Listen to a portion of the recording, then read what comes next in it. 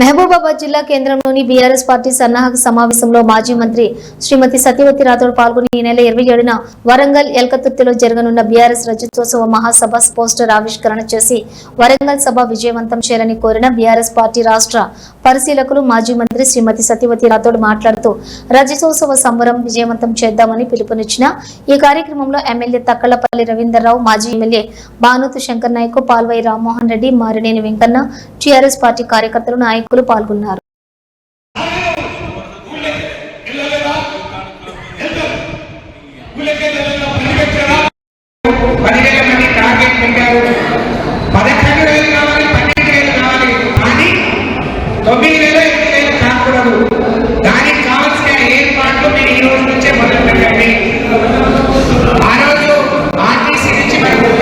బస్సులు వస్తున్నాయి. 30-50 ఇంకో 30-50 సీట్ల ప్రైవేట్ బస్సులు మనకు దొరికినాయి.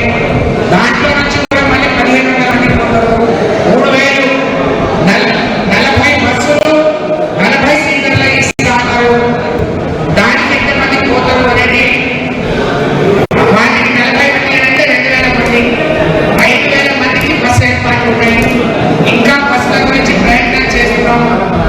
బస్సులు దొరకని పక్షంలో ఇప్పుడు శంకరనాయక్ అన్నట్టు, రవీంద్రరావు గారు అన్నట్టు గ్రామాల నుంచి టాటా మ్యాజిక్లా, టాటా ఏసీలా, లేకపోతే టాటా క్రూజర్లా, డీసీఎంలా మనం మాట్లాడుకోవాలి.